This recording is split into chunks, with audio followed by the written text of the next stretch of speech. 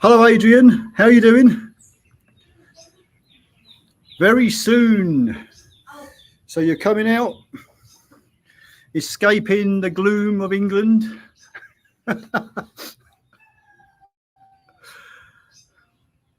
Totally had enough of this place now. Taxed till death to pay for everyone else. I know exactly what you're talking about.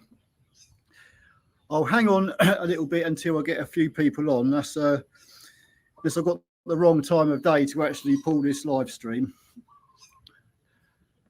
Oh, hello, Jordan. Long time no hear or see. What you been up to? How you doing? See you soon in Philippines. You probably won't. I'm going back to England for a while, so we might cross on like planes going opposite directions. You never know. Anyway, good to hear from you. Hello, Finn. How are you? I don't know what time it is or where you are now, but it's Sunday afternoon here in the Philippines. So I thought I've got a spare hour. I'll put a live stream. Actually, it's the actual first time I've worn these glasses when doing a live stream, I think. And this is what I bought them for, because I'm having trouble reading small print, especially on the phone. Jordan, just working and saving. That sounds like the rest of us.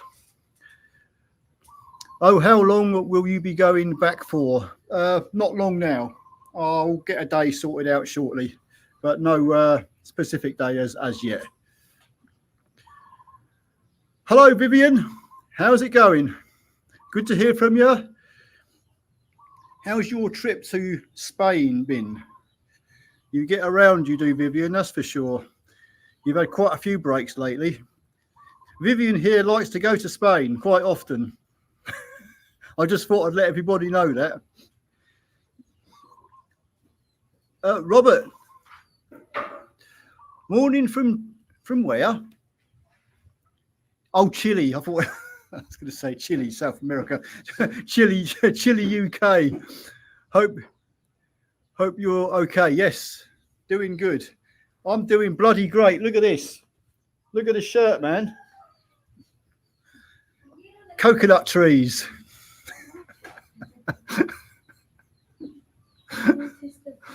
Right, I've just lost where I am.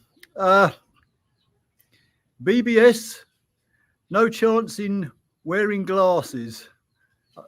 No shame in wearing glasses. I actually quite like these. I think they look okay. But, you know, I come from a time when you grew up, when you were a kid, you got glasses. They were bloody awful looking things and everyone laughed at you. But these days, glasses are quite hip, I know. And there's lots of fancy designs out there that if you get the right frame, they suit people. David, don't blame everybody for leaving the UK and going to live abroad. The caught you. Well, today, the whole reason I wanted to pull this live stream was because on the video I made where I said I'm going back to the UK, some people have messaged or left comments on the video saying, why don't you just sell up and stay out here? So that's what I'm going to talk about. Because I totally get it, why some people would think that. And there are other people that if you go onto YouTube, they are literally doing that, and for various reasons. So I thought I'd run through a few little things that are in my mind, something to think about if you are fed up living where you're living. And I'm not saying you have to be living in the UK. You could be anywhere in the world. You could be getting too close to retirement age or at retirement age, already retired, and you might be thinking, I'm sick and tired of living where I am. I want a chance of life somewhere else, something new, something fresh, something interesting. But the whole premise of this live stream is if you have assets, i.e. property in your home country, should you sell it up and piss off and go to wherever you want to go? Now, I'm going to give you a few reasons why that isn't such a good idea, but I'm also going to explain why you would be thinking that anyway. So, one more comment and then we'll get going. DD, don't forget your old age requirements. Old age requirements. I think more now so than any other time that I can ever think of, especially people in the UK getting fed up with the way the country's going. Now, I know governments come and go, but it's depressing. From a lot of us grew up in a country that was great, and now we're older, it's not so great, and everything seems to be going wrong. So you can't change it. We're not politicians. That's if you can call them politicians. But we have to look after ourselves at the end of the day. And when you get to kind of like retirement age, I guess kind of like doing something that makes you happy. And when people like me and other people, we see other people on YouTube living in a foreign country, they say, I'm living the dream. Is it really a dream? Well, I am the living embodiment of somebody who's living in a foreign country. So I've got half an idea. But there again, you want to go and get a broad view from as many people as you possibly can, because there's a lot of circumstances out there, and a lot of people will make it and other people will go out to a certain country and then they'll come back despondent for one reason or another. But anyway, I shall send you this actual video around should you sell your house, basically. Now, my take on all this is, to start off with, if you're thinking of leaving the UK or your home country and going to live in a foreign land, the best advice I can give you is, after you've watched all the glossy videos of the bloggers out there in whatever country you're thinking of, Philippines, Thailand, or wherever, start looking at the requirements that are needed to go and live over there, the visa requirements, the retirement requirements.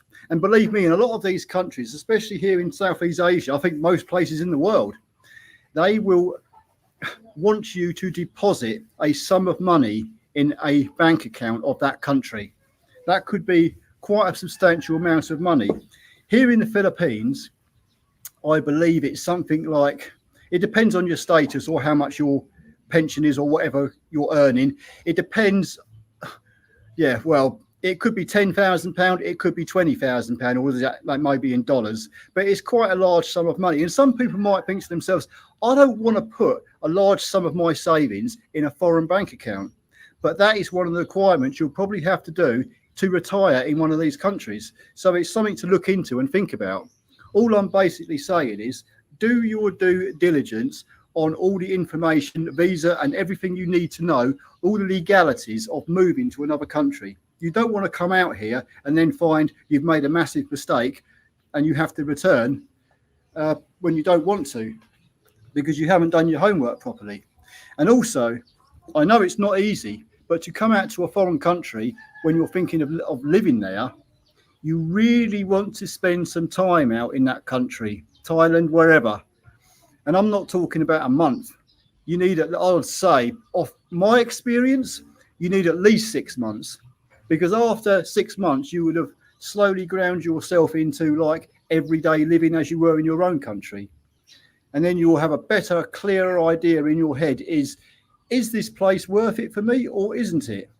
That's the question you've got to ask. You've got to remember, if you come out to one of these countries for a month, everything's going to be exciting, great and flashy and new. And it's going to be like, wow, the honeymoon period. But it does wear off. I mean, when I came out here, I'm looking at, well, I still am actually, but I mean, I'm looking at everything and everything is great. But it does wear off. A lot of the things I see that would have like excited me, I don't really give them a second look anymore. But, you know, once again, you don't want to make a snap decision, go and live in a foreign country and say, bugger it, and just go there. And then a few months down the line, think, oh my God, I've made a massive mistake. And this is where your property or asset in the UK or wherever is very important. I believe that if you were to sell your house and just say stuff it and go and live in another country, let me give you like a little scenario. Say you've got a flat house, whatever, you sell it, and let's say you're not quite at retirement age. Let's say you're 10 years off retirement age. Say you've got 200k in your pocket or in your bank account. For here in the Philippines, I can tell you now, to live as a Westerner, a modest life, not a really flash life, I would put a £20,000 budget per year as a Westerner. Not as a Filipino, they can live on a lot less. Foreigners can come over to these countries and live on a very frugal budget. But a lot of Westerners who come to these countries, they still want to have, a fairly good life. They don't want to come out here to live in a cave. They want to live in a nice condo or wherever, and they want to have a nice life out here in their retirement. And I'm just saying, as a broad figure, in my experience so far, you'd probably need £20,000 a year, middle of the road sort of budget. If you consider, if you had 10 years to your retirement, that's that 200 grand gone. Then you get your pension. But how much is your pension going to be? And what if in them a few years in, you have spent so much money, and then, no, let's say, for instance, you get a couple of years in, you haven't really spent much. Then all of a sudden you meet somebody.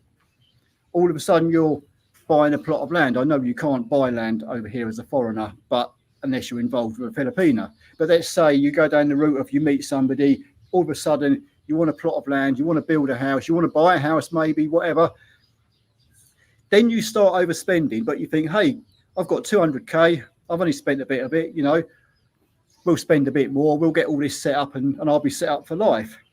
So you can go down that road and it could be perfectly great for you, and you may well make it, and you might not spend all your money, but there may well come a point where it all goes wrong. Your relationship goes wrong, everything falls to pieces. All the money you've put into what you've spent so far, you've lost. Maybe without a long court battle, which is in a foreign country. Good luck with that one. And then you may have to return to your home country. And what are you going to return to? If you've sold your house or whatever, what you got to go back to? Have you got any relatives that will put you up? They probably won't be too happy about that. So what I'm trying to say to you is, if you're thinking of coming out here,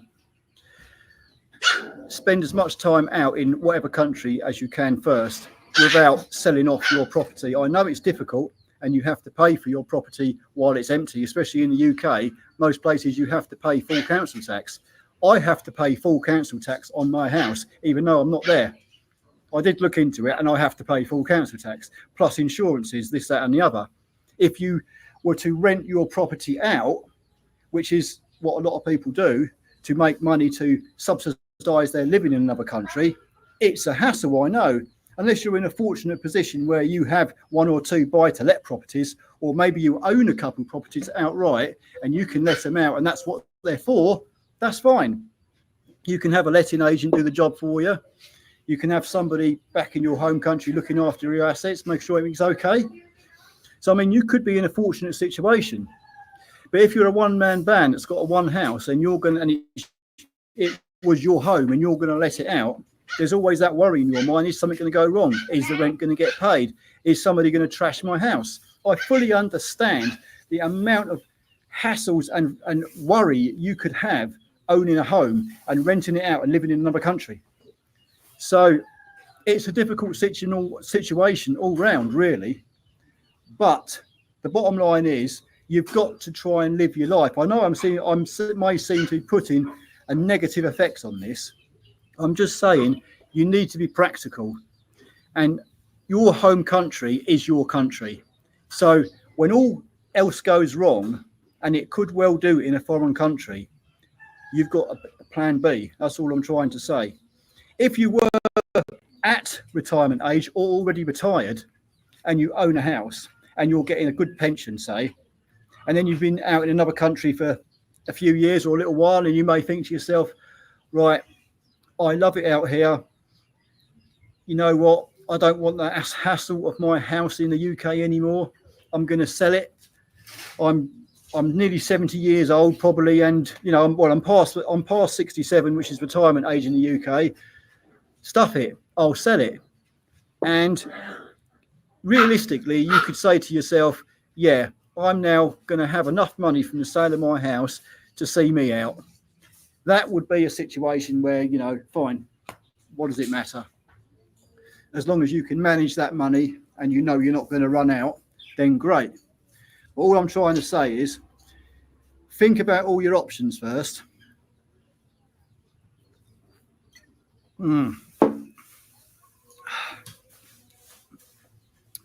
Let me go through a couple of commenters. Double Dutch, hello. Good to live stream. Yes, it's been a while. I don't know why it's been so long. Enjoy your channel. It's 7:28 here. Yeah. You know the reason why I put it now is because it's still daylight here. In the Philippines, it's dark by 6 o'clock. So I thought I'd get in at 3:30, so I'd still have a bit of daylight before it gets too dark. But unfortunately, you're 7 hours behind me. And I think after this weekend, you're going to be 8 hours behind because the clocks go back, didn't they? Clocks went back through. Oh, they did. They've already gone back. So you're 8 hours behind now. Nice. John Jeffries, hello. I've been enjoying your. Well, thank you very much. I do put a little bit of effort into them. I do try to. I didn't come over here to sit in a box. The whole premise of coming over here was to, because this country, it's like this week, right? We're now in the end of October nearly. It's flipping. It's been raining nearly all week. It's overcast. There has been a little bit of sun, but it's like a perpetual sauna out here. I am sweaty. The sweat is dripping down my back. That's how it's been since the moment I landed in this country back in January. All year round, it's hot. It's hot, hot and hotter. That's all I can say. The only time I actually felt that I needed to put a jacket on when I was up in the Greek hills in the mountains on the bicycle ride. And I was a bit chilly up there. The only place you can actually get some cooling off really is to dive into one of the shopping malls, get some aircon, or go up into the mountains.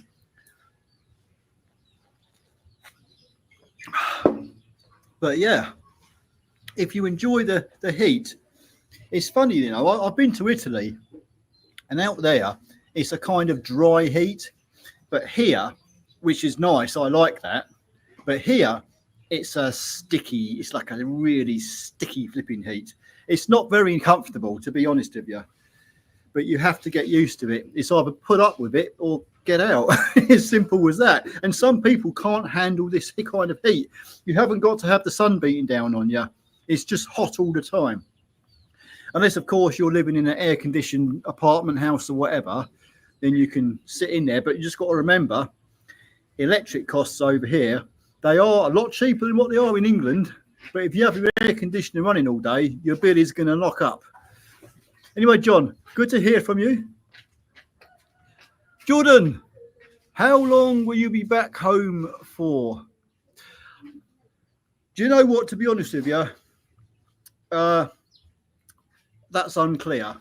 I'm going to get Tyler, my son, doing something. He needs to get a career behind him. While he's doing that, I am going to be plotting my next move. So I don't know exactly, but my short-term plan is, as I've just said, my long-term plan is to finally, eventually retire out here permanently. It's not that I don't care about the UK anymore, because I do. It's my home country. I love England. It's the fact that it's not the country I grew up in, and I just feel there's nothing there for me. I just feel that after I've done a day's work in England, I go back home, shut the door, sit down, eat my dinner, stare at YouTube, then fall asleep. And that's it. Groundhog Day every day. Nothing ever changes. It's just depressing. That's how I got over there. My house is nothing more than a coffin. That's what it feels like. Over here, every single day, come rain or shine, I can just go out, and everywhere I go, there are mountains, there are streams and rivers and waterfalls and oceans, and there is so much here around me. For me to find this kind of lifestyle in the UK, I would probably have to travel about 3 hours to get anything like this kind of scenery. I just love it over here. It's not just the fact of the scenery. It's that here in Mindanao, Maramag, and all around, it's buzzing. There is activity. There is people everywhere. There's so much going on all the time. When it gets nighttime, it's like all the evening that all the restaurants open up and oh my God, it's like you can just wander around and you're never at a loss for what to do. Just walk, go places. It's unbelievable. You have to literally come here and experience it to really see what it's like. It's no good me telling you over a computer screen. But anyway, I shall carry on. Anyway, Jordan, I'll speak to you later. Adrian, morning from Liverpool. Well, hello there.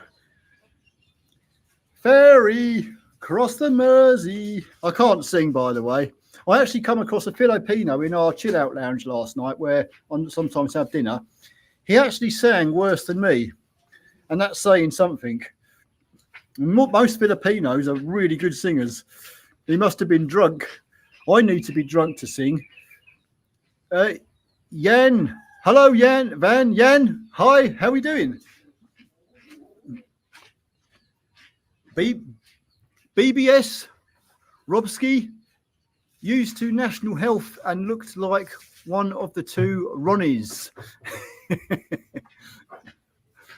Ruth.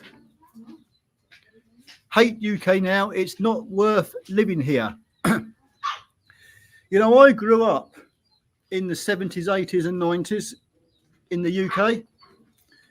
And as I was growing up, the things like someone like me would typically do, especially when you get to the age of, well, when I was a kid and still at school, we were running around the streets. It was wild. When you got to the age where you could get a scooter, we got scooters and used to go places. Then when we got a car, like I used to get a Morris Marina and a Mark III Cortina, we could just get in our cars. I could just, on any evening, I could jump in my Cortina. I could go down to London's West End and drive around, then drive back home the same evening. And it was great. It was fantastic. You know, everything was interesting. You can't do that no more with all this ULEZ stuff. Everything is restricted. It's like everywhere you want to go in the UK. You can't even park your car anywhere without someone, you know, you've got to pay for it. It's just like you're being suppressed in everything you do. There's more and more legislation all the time, just running you down, grinding you down. You know, I think a lot of us, we just want to live a simple, free life, you know, without all the bullshit. How it used to be in the 70s. Life was great back then. Anyway, good to hear from you, Groove. David, don't blame anybody for leaving the UK and going to live abroad. The country is in a mess and not going to get any better anytime soon. All I do is work, pay bills and get to travel, taxed to death. Yes, I know. David, I know the feeling. However, you know what they say, life is what you make it. And I've lived in the UK all my life. I know exactly what it's like, and I feel the same way. But you've got to have the right mindset. I look at the people out here, and I've spent like 10 months out here now, and I see a lot of Filipinos. I mean, don't get me wrong, there's a lot of very wealthy Filipinos out here and doing really well. But there's a lot of Filipinos that are in extreme poverty. Yet they are smiling and they're happy and they speak to you and they're laughing and they're joking. Yet they've got nothing. And I look at these people and I think to myself, if that was me, I'd be contemplating hanging myself, because I come from a different culture, different mindset. They think differently over here. And you've really got to be amongst these people to understand it. They're not that worried. A lot of them are really not that worried. They know they're going to be okay. And when you kind of see these people, it humbles you. to think that I've got this, that, and the other, and yet if I lose a little bit, I've got the ump over it. I'm getting depressed over it. These people aren't. I know obviously some do, but I mean the majority of people that I come across, they are so happy, and I really don't know what to say. It's like if you can get the chance to come to one of these countries and find out for yourself, then you'll understand that there is a different world out here. The UK is nothing but a little island in a big world. And most people that I've actually come across over here, a lot of them don't even know what the UK is. England is just some distant little place they might have heard of from somewhere along the line. They've heard of America, but a lot of them haven't actually heard of the UK. So it's not, England is not that big a country anymore. Not what it used to be. Robert, I can see why you kept your house for stability and always have somewhere to live and investment for Tyler. Well, that's it. If I was you'll notice, I don't know if you go on YouTube and you see other people that are saying, right, I'm leaving, I've had enough, I'm leaving, I'm going to Thailand, wherever. Have they got family that's with them, or they're just a sole person, they're just a single guy by themselves? If you're single by yourself, then you've only got to think of yourself, really, unless you've got a girlfriend or a wife in another country. But if you're by yourself, it makes your life a hell of a lot easier. I've got to think of my son, so I've got to put him first now. But if I was a single guy by myself, then things would be a lot easier for me. I probably wouldn't have to come back to England now. I could probably stay out here for a lot longer. I'd only have to come back when I wanted to. But like you say, I'll say it again. If you own a property in England, then at least, in my humble opinion, don't get rid of it straight away. Hold on to it for a while. Despite how bad things may seem to be getting in England, just shut off the politics a little bit. And as long as it's not affecting you too much, if you hang on to your assets in your home country and it does not work out as you wish it would do in a foreign country, you have something to go back to. And it's always a backup plan. If you sell it and you spend the money, once that money's gone, it's gone. And also your plan to go back to your home country has gone as well, because you've got nowhere to live. And England is a very expensive place to live. I messaged a certain guy on YouTube. I'll put his link to his channel in the description after this live stream. He is a case where he's married to a Filipino woman. Nugget, hang on a minute.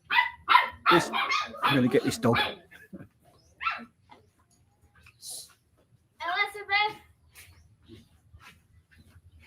You see this little fella?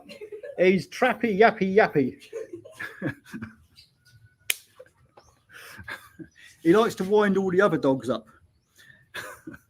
Anyway, what I was saying, that this guy, his name's Stephen Travels the World. He is married to a Filipino woman. He's somewhere up north, a long way from where I am. But he's in a situation where he will spend probably 6 months in England. And because the price of accommodation in England is so damn expensive, he chooses to live in a tent. He's got permission from a farmer to live in a tent on the farmer's field. And he has his car, and he will work for 6 months out of the year in order to get enough money together to go back up to the Philippines to be with his wife for a number of months. Then he'll come back to England, and he's continuing to do that until he probably retires. Then with his pension, he can probably stay out here indefinitely. That is just one case of somebody who is making it work. I admire what he's doing, because he's got my kind of mentality. I don't like renting, and I don't like paying high prices for rent. And if I was in his situation where I don't have a property in England, I would rather live in a tent than pay a lot of money to a landlord.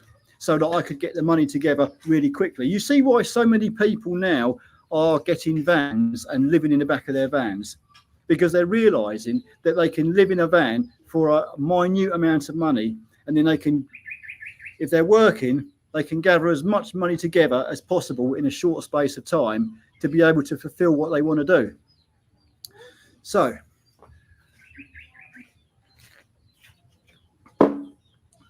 anyway, I better run.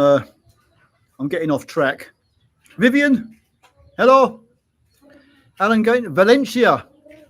Oh, you're not going to Valencia, Bukidnon, Valencia, Spain, in December, before that France. Long live Ryanair. Cheap flights, £16. Oh my, £16, flipping heck. That's a bargain.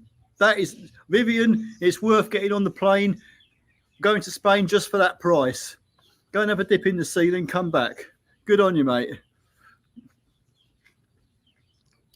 Grinder One, hello. 8:30 a.m. here in the UK, breakfast time.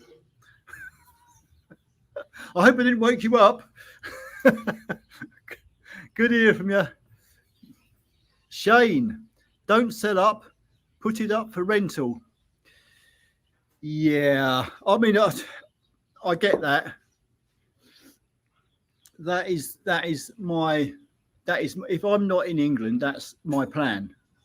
But as I stated earlier, when you do that, unless your property is specifically for you bought it to rent out, then what goes through most people's minds is, am I going to run into problems here? If this is your own personal house that, say, you've spent 25 years working for to pay off, and then you're thinking, right, I'm going to rent this place out. It's your home.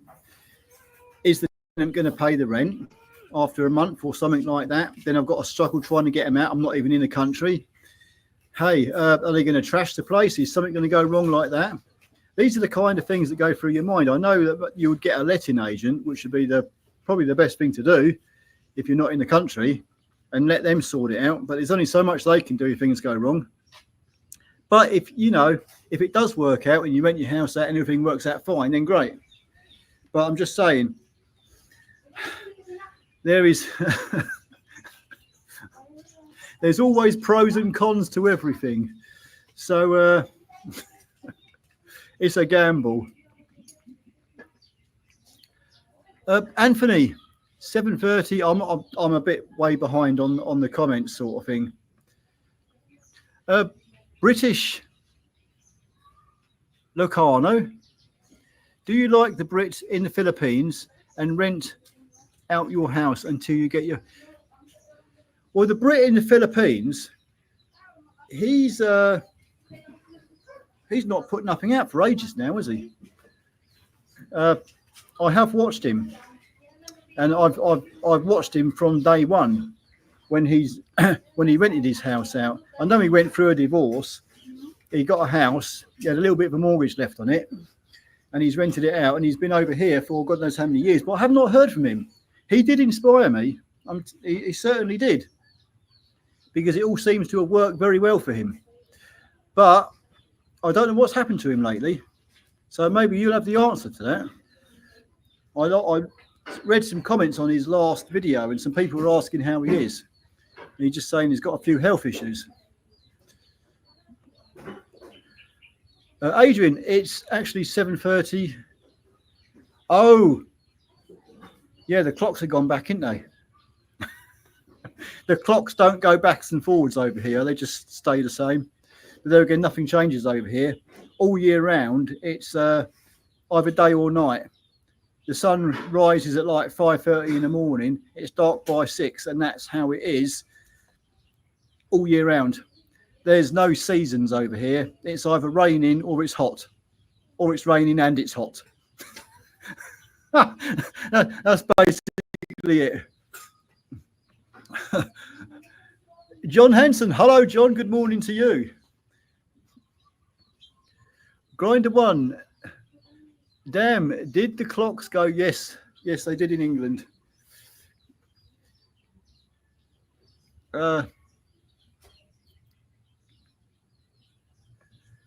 uh, Vortex Engineering, please sell it whilst you can. Live by your means and live happily. Bad things are coming to the UK with regards to selling your property. Renting is not the right way to go. I did kind of touch on this in one of my previous videos, that I do not trust the communists that are in the government at the moment. I don't know what they're going to do there next. You know what really annoys me about Keir Starmer? Before he was elected as Prime Minister, he was saying all the right things. He was saying the kind of things that I would be thinking to myself, I knew he's a flip-flop, but bloody hell, I'm liking what I'm hearing. You know, he's the kind of guy I actually want to vote for. But as soon as he gets into power, he's done the opposite. He's not fulfilled anything that was in his manifesto. He's done quite the opposite. So I think he's angered a lot of his own party as well.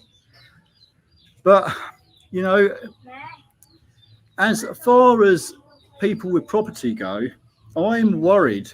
I did say this a while back, but I'm worried what this Ed Miliband is playing at with his net zero nonsense is going to drag us all down a very dark path. And I get the feeling it's going to get to a point where homeowners are going to be taxed so much in one way or another that it's not going to be worth owning a home. And that is in my mind. That is what is worrying me. So although I'm sat here saying I don't want to sell my house just yet, and I am going to hold off, that option is on the table. It's definitely on the table, but it's not something I want to do just yet. So I'm going to hang it out for a while and see how things go. So we'll see. Anyway, thank you, Vortex, for your comment. Chris, how much money have you spent so far in 6 months? Oh, well, that's a personal question. I can tell you now, let me think about that. I have spent a good 15 grand, but you've got to take into consideration, I bought a brand new motorcycle for Tyler. I spent money on the pig pen roof and other expenses as well. So it wasn't just living expenses. I'm talking about other expenses. So when I say 20 grand a year, I'm kind of thinking as a Westerner, if you want to live a reasonable lifestyle, if you want to live a very high lifestyle, you can spend a lot more than that over here. The Philippines is not as cheap as what you might think it is. You can get a lot of stuff and you can live cheap. But as a Westerner, if you want to live a Western life, it's going to cost you. But I'll tell you something, every single penny I have spent over here, I am happy with. I have had such the incredible time in this country. I don't begrudge anything. I came out here fully knowing that I was going to spend on this and I was going to spend on that and what I'm going to do. And I am sort of like perfect. Everything I wanted to do, I've done. The money is not that important to me. It's more the fact that I've lived this life. I've done something for once in my life. I spent 40 years of my life working. And not that I may have to go back to work, but it's the fact that you get to a certain age, you want to do something in your life. And if you've got a bit of money, you can do it. Money doesn't solve all your problems, but it makes life a lot easier. So it's like I say, don't leave it too late. Doesn't matter how much money you get. If you get the chance to do something in your life, you need to do it. You can't sit around waiting forever thinking, should I or shan't I? You've got to take a chance sooner or later, because one day it will be too late. Vortex, I sold up 6 months ago and I'm so glad I did. Well, I hope it works for you. I mean, only you know what you're doing. And if you're happy with your decision, then that's great. I really hope it all works out perfectly fine for you. But like us all, I've never been a gambler and I'm always a little bit on the cautious side. So I'm, you know, and I've got Tyler to think about as well. And the idea was to hand the house to him. So I don't want to sell at the moment myself. But once again, the way things are going over there, the options there, but not quite just yet. Hello, foreigner expat making money, Philippines channel. Good to hear from you too.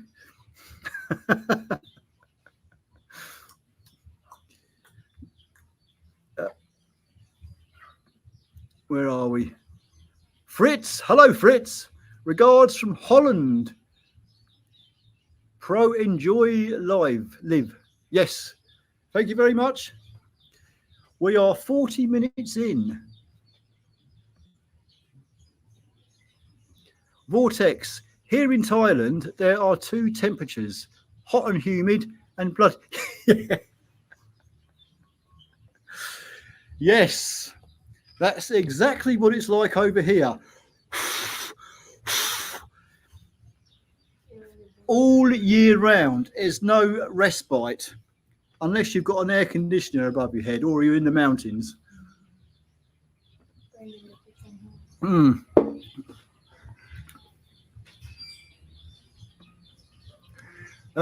Derek, hello Derek, love the travel videos. Thank you, Derek. I do like to make the videos. Funnily enough, since I got the iPhone, there's a 14 Pro Max with the 3 cameras in it. I've never cared for mobile phones really, but this phone just seems to make everything else I had redundant. So that's all I really use now is the phone, and it's so quick and easy just to pull it out and zoom in and whatever. So it makes my video creating so much easier. Warren, hello. Are you returning to UK for good? No, it's not for good. There will be for a while. I don't know how long. I haven't sort of like worked out a total plan yet, but it won't be forever. It will be for a while though, until I get my son sorted out doing something and get him set up in life. That's what the plan is at the moment. And in the meantime, I will be, hopefully, if possible, I can flip backwards and forwards every now and again. And then eventually, when I'm a little bit older, I can be permanently out here. I would like to retire out here. So that's my long-term plan. But unfortunately, at the moment, I have to be a bit more practical. So, but there again, it's not a bad thing. I don't consider it a bad thing with the ability to be in 2 countries and have a place here and a place in England. It makes sense. It's kind of like get a break from here, go to England, get pissed off there, come back over here. So it probably won't work like that in reality, but we'll see how it goes. Mr. Freeman, hello. Going for the drug baron look today. I should have put my red shirt on with coconut trees on it, but this is a new one. I do like these shirts. It's kind of like when you're out here, you kind of feel like you want to blend in with the trees and that. So,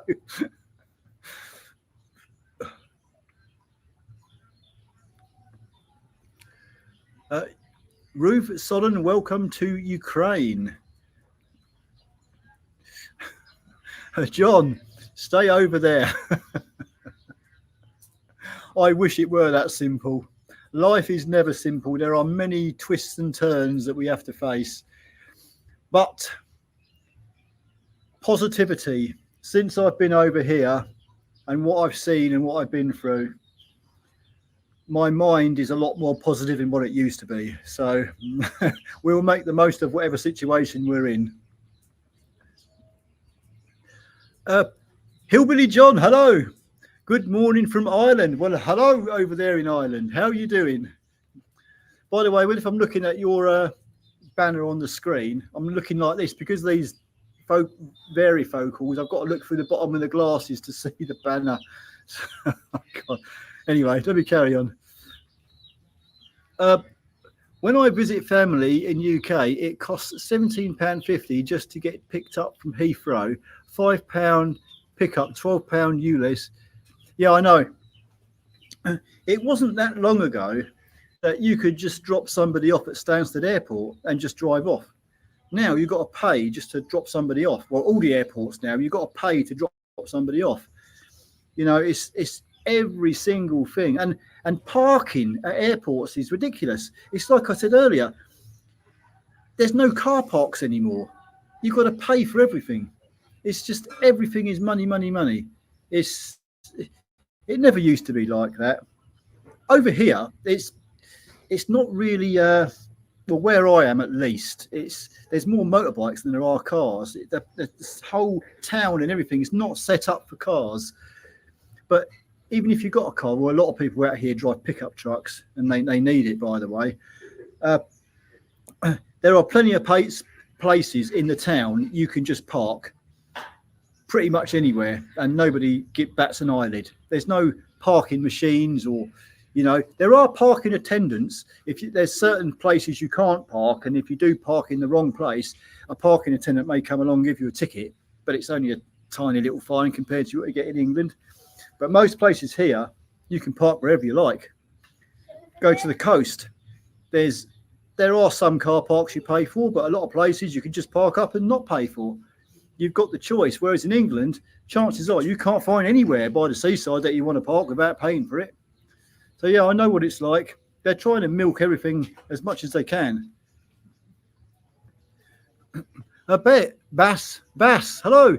Is Tyler the main reason? Yes, he is the main reason. I did go through it in a previous video, but the whole college thing over here, he can do it. He's been accepted and everything, but it means a trip back to England anyway to get documents that he would need. Then we'd have to come back here, and he's not really keen on it. So he just said to me, look, basically, I would rather do something in England and start my life off there career-wise. So I said, okay, fine. So that's what he wants. I have to respect his wishes. And despite the fact I want to stay here, I'd love to stay here, but I've got to do what's right for him. I brought him into this world. I'm going to damn well see him out of it. So I will make sure he is looked after one way or another. And I will sacrifice, a few years here and there to get that sorted out for him. And then a bit later on in time, I'll come out and do what I like, hopefully. So it's okay. It's life. I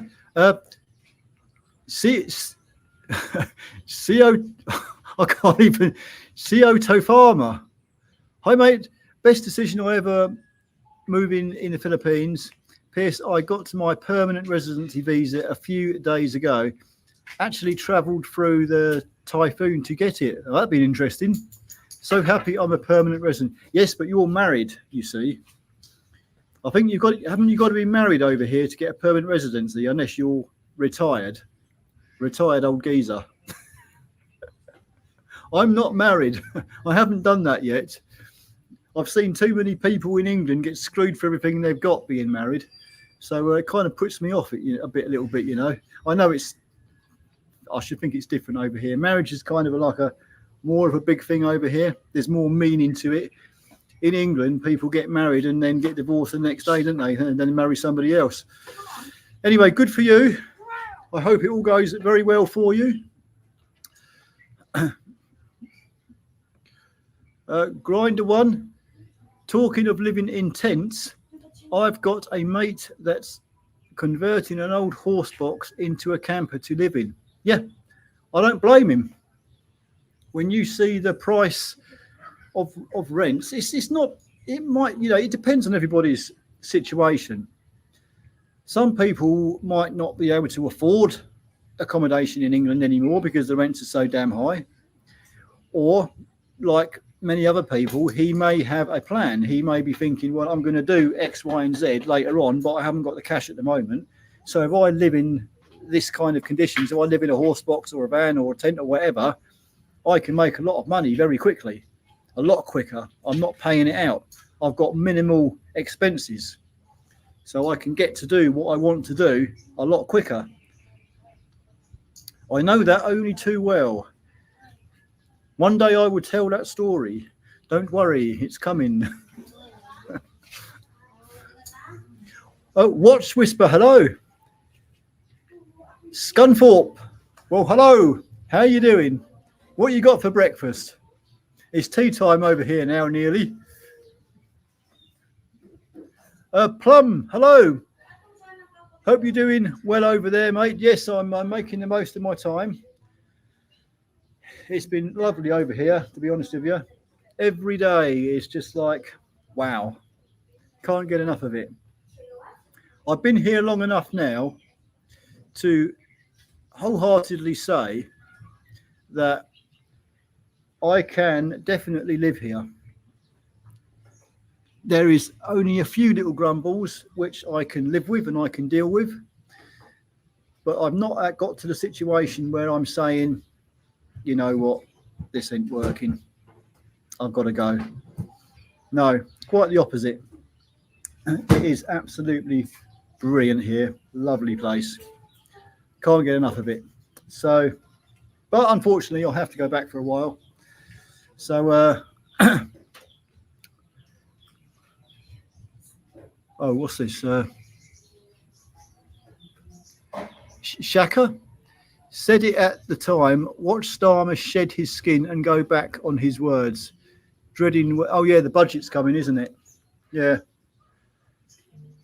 I don't. You know what? On a personal bit, I don't know how much of this budget is actually going to affect me, because as of at the moment, I'm unemployed. I mean, whether my boss will give me a job back when I go back, I don't. Well, he probably will, but I don't know. He might tell me to get lost. But my situation in the UK at the moment is all I really have is a house, and that's hanging in the wind, depending what this government are going to do. I don't want government in my face. I want the government to have a minimum presence in my life.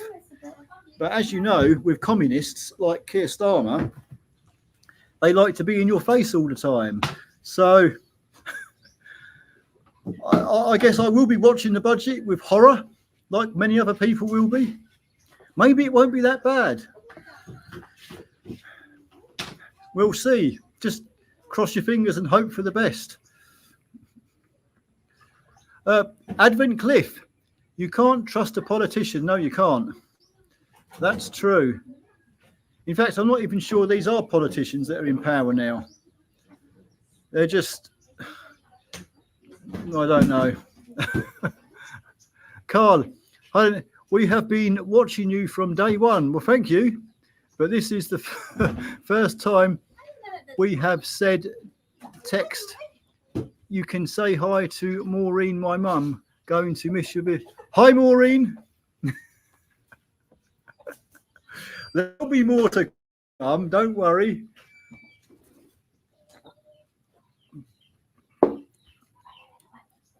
You know, sorry. Okay. It's going to sell balut.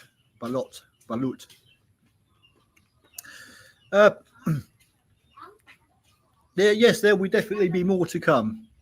You know, I was going to say, when someone like me, lots of bloggers, you start making videos, it's for me, it's not a case of how much you can bang out.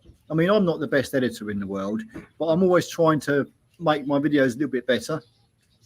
And that's what it is. It's like, it becomes like a drug, if you know what I mean. You want to do the next one. Once you finish the video you're doing, you want to get onto the next one and you want to make the next one better. It doesn't work out like that, but the more you do, the better you get at it. And the problem I normally have with the biggest problem is the audio. But when you get a little bit savvy on the audio, you can start doing things and making, like you get the audio clip of the preceding clip and add it a little bit forward on the next clip, and it sort of like, it makes your video sound better and more professional. So it's like it's something I enjoy doing, the editing side of things, even though on some of the bigger videos it can become a bit of a pain because it takes quite a while. But once you get doing things like making videos, you're always thinking in your mind, what's next, what can I video, what can I see? And here in the Philippines, it's like, oh my god, everywhere you go there is something going on. I've only got to walk down to the end of the ruddy road and there will be something or somebody that I will look at and I'll think, flipping heck, and get the camera out, because it's something that I just don't see back in England. So you kind of get the bug, if you know what I mean. Stefan, before he was elected as Prime Minister, he said all the right. Yes, he did. I remember I saw him on TV saying all the right things, and I was thinking to myself, is this Keir Starmer? It don't sound like him. Here in Germany, it is exactly the same. Who can be believed? I know. I don't. I mean, I couldn't do that. I don't know how he can. He knows he's not silly. It's Keir Starmer. He's very clever. He knew exactly what to say before he got in, but then he can go back on everything he said, and he just brushes it off as nothing. I just don't know what to say anymore about the government. I try not to sort of like talk too much about it because it's depressing. Governments come and go. I don't really care about them. I wish they'd just piss off out of my life. I just want to get on and have a good life. You don't want to be out here drinking my tandoori ice, sitting at a nice restaurant, having a nice meal, enjoying life. That's what I want to do. You can't. Yep. Foreign expat. Hello. This vid is great. Like hearing about your experience and how you are doing it with your advice and tips. You know, I know you like to know a few things or two about you ain't heard nothing yet. I'll tell you my story one of these days, how I got here in the first place. That's quite an interesting one because I spent a lot of time living nowhere. In fact, I spent a good 5 years on the edge of society. So I might make that video someday. Then you'll understand how I know a few things about how it is to live on both sides of the coin. So if I ever get around to it,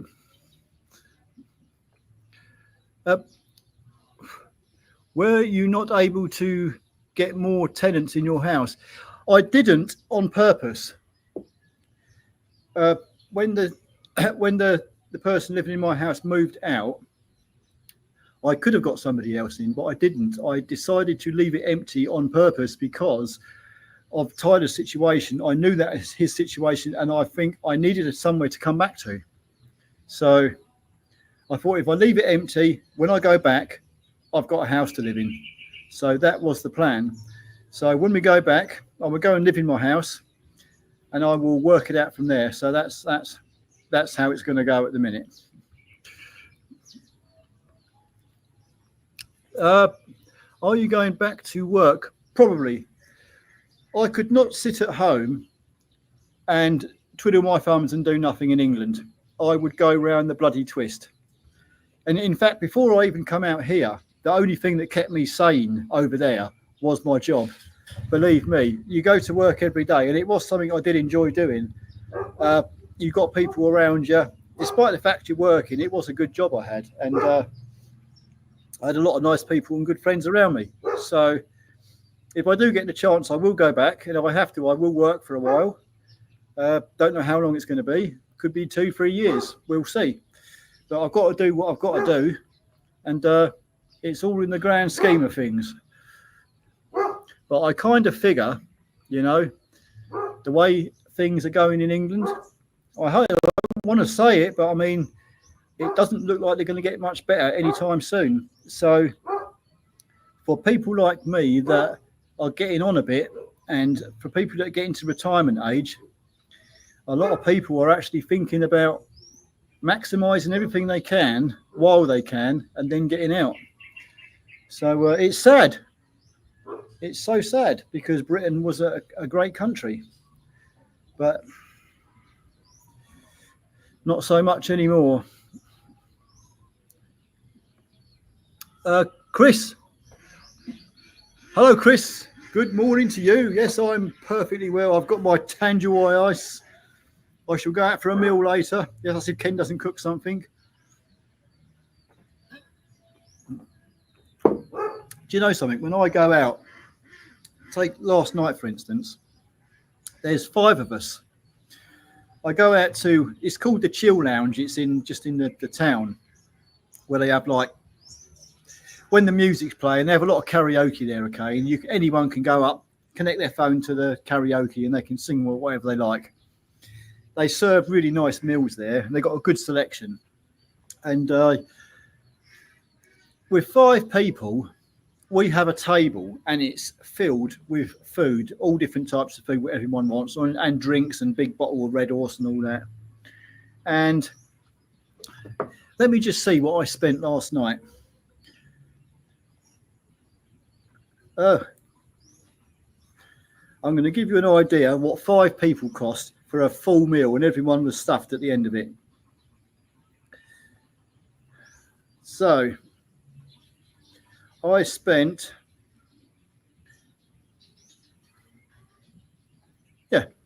£25 it cost me.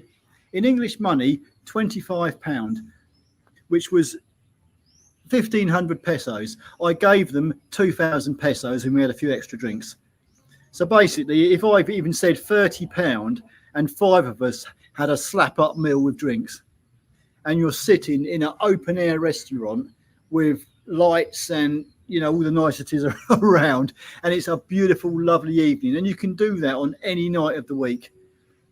I used to go to restaurants in England, and for 3 or 4 of us, we're talking probably £60-70, you know. It's a big difference. But I'm talking as a Westerner, what I'm spending, not what a Filipino's spending, what I'm spending as living in this country. So, but I'm just saying that you can live over here very, very well, and you can enjoy yourself. And because of the heat, it's so nice. Most people that want to go out in the evenings because it's so nice and warm. It doesn't get cold. Big dude, hello. I need my ST220 fixing. Well, I'll be back in a while. I'll let you know. Brian, should you sell it all and move? Hell yes. The West is falling apart with the woke movement. 7 more years and I'm out of here. Balanga City, here I come. Now, Brian, 7 years you're saying. What can you do in 7 years? I bet you can put yourself a tiny little sum away in 7 years. And what I would say, you brought a very good point up, giving it that time frame. Because in 7 years, if you own a property and you decide to sell it, you're going to have a lump sum of money. Also, if you've got your savings as well to add to it, it's going to be all the better, isn't it? If you've got no savings and all you've got is a property and you sell that, once the money's gone, you're stuffed. So what I'm saying is, do what you're doing. Have so many years in advance to figure out how you're going to work it all out. And in that time, you can be working out off the internet roughly how much money you're going to need to do this, that, and the other. And you can try and manage yourself. I mean, unless you've got the kind of money that doesn't really matter, you know you're never going to run out. For the most of us, we have to kind of budget our money. So, but yeah, you're certainly doing the right thing.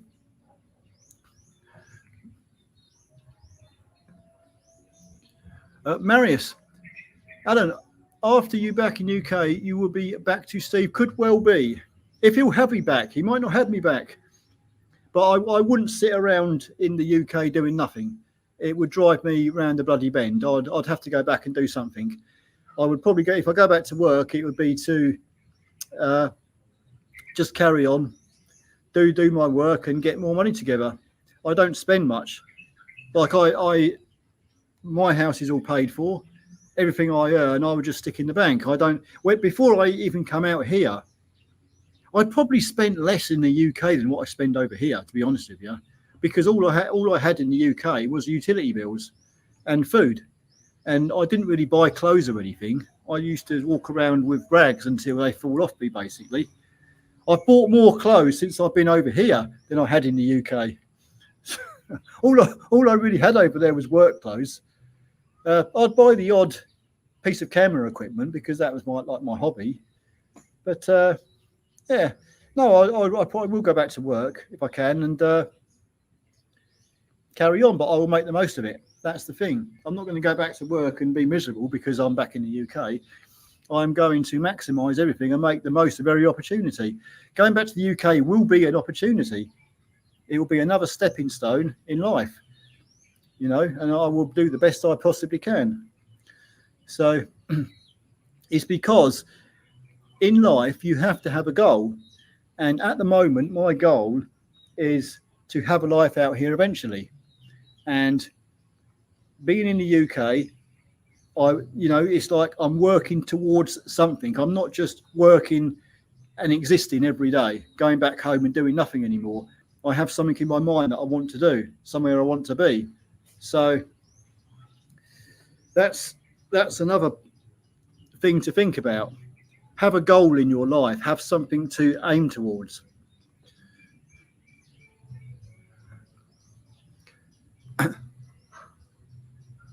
Meg Ryan, hello. Now, Alan, my wife's from Jensen. Whoa. And we live in Australia, but I used to live in Hertfordshire. Keep the bids coming, right? And when we're next over, well, come and meet up. Yeah, certainly will. I do like Jensen City. I think it's well cool down there. The ocean isn't too great down that bit where the city is, but the actual city itself, it's like, wow, what a place. I absolutely love my time down there.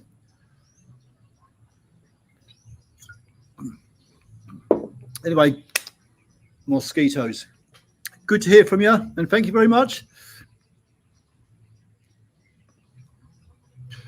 MD, get your son set up and earning. He could then be your tenant. It could well be. I'd hate to charge him, though. I don't think I could do that.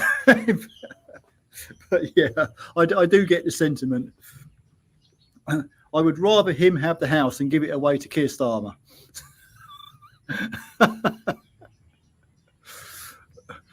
Marius, Stanford Airport drop-off cost £8. Yeah, I know. I think Heathrow, where I was, I can't remember what it was. I think it was at least 15 or something like that. It's a bit more. Yeah, it ain't never going to go down, is it? It's going to keep going up. I think that's disgusting, charging people to drop somebody off outside the airport. Absolutely disgusting. Pinky Winky, hello. From UK and Jamaica. In process of leaving UK. Well, good for you, and hope it all works out.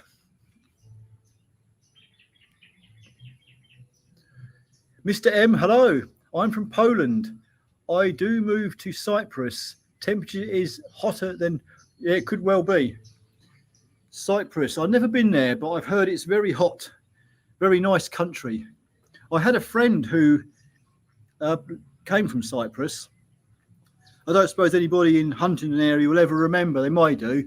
There used to be like a little restaurant in Huntingdon town called the Star Burger. And the people who owned that restaurant were Cypriots. Very nice family. Dan, you look smart today. I am wearing these for practical reasons, by the way. Although when I was in the shop, I did buy these because I did like the frames. I thought they looked okay. They don't make me look too stupid. More stupid than I already am. Phantom, hello.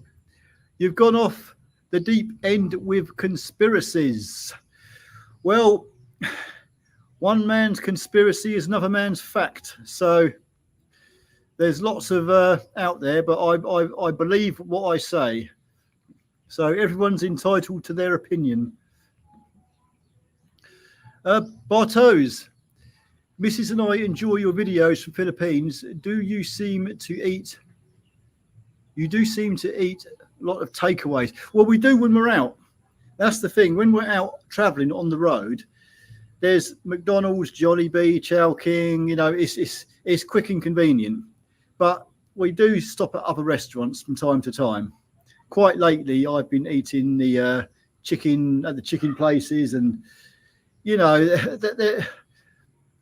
it's sometimes difficult to actually get your camera out in certain places where you're eating.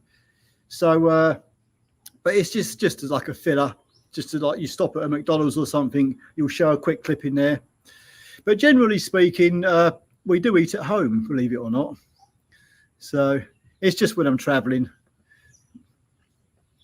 Roger, hi, I am from Brighton, but retired over here to the Dipolog area where you came last weekend.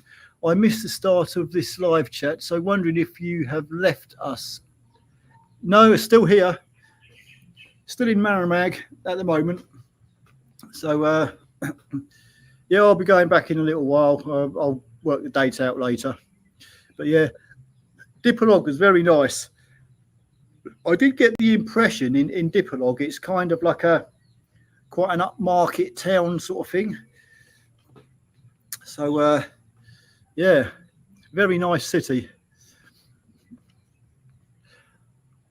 Stephen travels the world. Here's the man I was saying earlier. Hello, Stephen. How are you?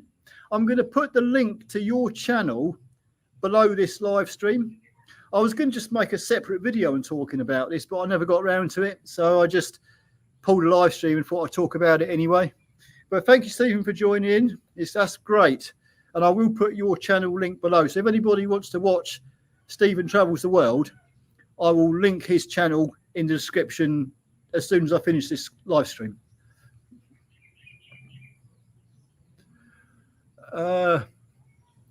If you rent your home, you need to detach your emotion from it and accept you're likely it will get trashed and need a redeck. Yes, that is true. But I just want to add the fact, like some people, they will go out and get a buy-to-let property and they would do it specifically to let out. So they've got no attachment to it. For someone like me, I got my home in 2009 and it was going to be my forever home. It was going to be where I was going to die. That was it. That was my house. Things have changed. My house is, I would like to think it's very nice, and it worries me. So I can't get rid of that feeling. It's just the way it is. And it's kind of like sometimes I wish I never had it because it's too much of a hassle. It's too much of a worry to think about. But I get what you're saying. So yeah, you're right. You have to detach yourself from it. But I think if you get the right tenant, if you go down that route and you're away from your house for a period of time and things do go okay, then your mind gets eased and you tend to forget about it and you just carry on. As long as the checks keep coming in every month, then it's fine, isn't it? So yeah. Andy, Suffolk, hello. Thanks to your great videos, I was able to rebuild my wife's S-Max after the cam belt went. Oh, nice. Love the channel and best of luck. Well, thank you, Andy. I bet that was a right pig of a job. If the cam belt went, you haven't got to take the head off, have you? It'd have just been taking the camshafts out and replacing some rockers, or yeah, all the rockers would have broke, no doubt. Yeah, not as bad as I thought. If you've got to take the head off that car, it'd probably be a damn sight worse. But just taking the actual camshafts out ain't that bad. But well done for that. Big old job still.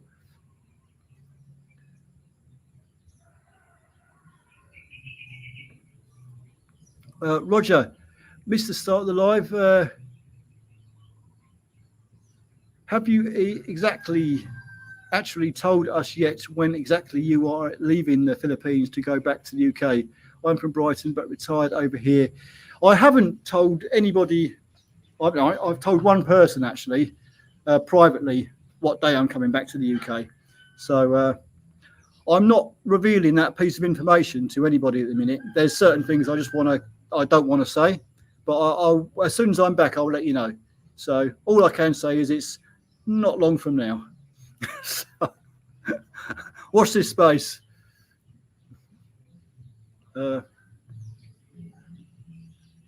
Peter, hello. We are moving out there soon. Northern Samar. Looking so forward to your retirement. Yes. when you think about it, living in the UK, and I think about the winter times when it's freezing cold and the bitter wind is blowing and there's nothing outside but rain that comes down and cuts through you like a knife. And yet over here, it's just, what a place to retire in. If you can make it in a place like this, what a place to retire. Even when it's raining, it's hot. You can just walk out in the rain and just get soaked. It doesn't matter because it's warm. Yeah. I say to anybody, if you want to do something in your retirement or before your retirement, if you get the opportunity to do it, even if it's for a holiday, then just do it. Take the chance and experience something in life you've never done. Even if you don't like it, you can go back. But it's worth the shot.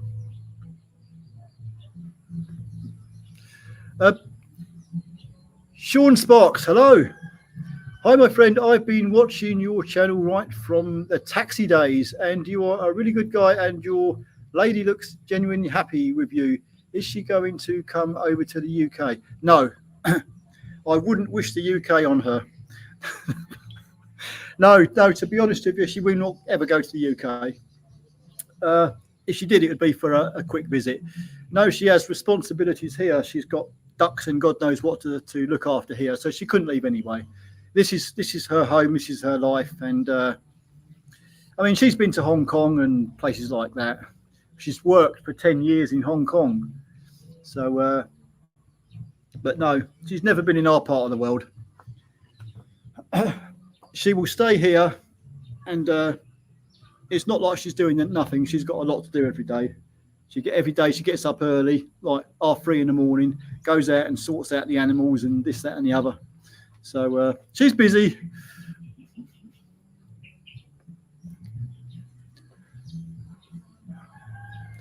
Roger, I live in the.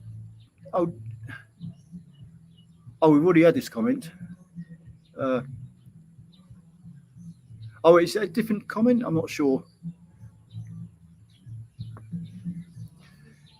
Dipolog area, but missed your last weekend when you were here. Safe trip back to the UK. Hope it's not too depressing. No, it's not going to be depressing going back to the UK. Like I've already said, I will make the most of the UK while I can. Long-term plan is to finally retire out here. I don't know when that'll be. It'll be a few years from now, no doubt. But while I'm in the UK, I intend to be positive and make the most of every day. That's how it's going to be. I'm not going to let shit. You know, I've been a miserable bastard many times, and I don't want to be like that. But when you experience people over here, it kind of changes your thinking. When you see how a lot of people are and what they have, and you think I'm a miserable git, and these people ain't got nothing, and they're smiling and happy, and it really does humble you. So I know it's not easy to change who you are, and I can't really change who I am, but I intend to make the most of everything I can now. Remember, you've only got one life, so it's not worth, I don't know, I don't even know how to say it, being miserable over stupid shit. Life is to enjoy, and enjoy it if you can. So that's my intention. Peter, unfortunately, the parasite politicians have ruined the UK. Well, I believe it all started with Tony Blair and Alistair Campbell. They were the architects of multiculturalism. And since then, the preceding governments have just accelerated it. So it's irreversible, if you ask me. There's too many people that have come into the UK, and a lot of them now have been living in the UK for years and years. So what do you do? You know, I see a lot of things going wrong in the country, but I mean, I'm not running the country. It's up to the politicians to sort out how the country's run. And if they're not doing it, I don't know what to say. Phantom, That's a shitload for a local person to afford. Yes, but I'm not talking about a local person, am I? I'm talking about me as a Westerner.